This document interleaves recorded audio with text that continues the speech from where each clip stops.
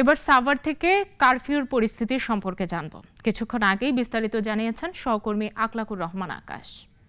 সকাল 10টা থেকে 5টা পর্যন্ত কারফিউ শিথিল হওয়ার পর কিন্তু জনজীবন স্বাভাবিক হতে শুরু করেছে। ঢাকা-আরিচা মহাসড়কে কিন্তু আমরা বিভিন্ন স্পটে ঘুরে দেখেছি, যানবাহন নিরাপদে চলছে, যানবাহনের যাত্রীরা কিন্তু ভিড় করছেন আমরা সকাল থেকেই দেখেছি। পাশাপাশি আমরা বিভিন্ন মার্কেটে গিয়েছি এবং দোকানপাটের চিত্র দেখেছি, সেখানে কিন্তু মানুষ তাদের নিত্য প্রয়োজনীয় জিনিস কিনতে বেরিয়েছেন।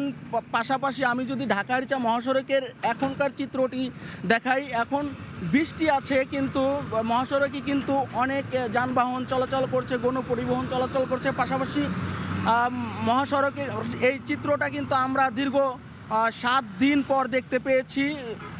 পাশাপাশি আরেকটু বিষয় যদি আমি জানিয়ে রাখি, এই সাভার অঞ্চলের যত শিল্প কারখানা রয়েছে, বিশেষ করে পোশাক কারখানা, সব যাত্রীরা কিন্তু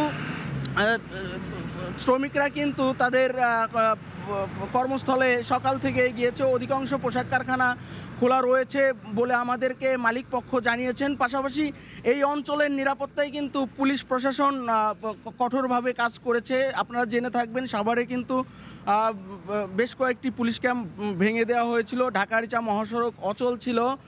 সেই দিকটা লক্ষ্য করে কিন্তু পুলিশ প্রশাসন কঠোর নিরাপত্তার চাদরে ঘিরে রেখেছে এই সাভার অঞ্চলকে।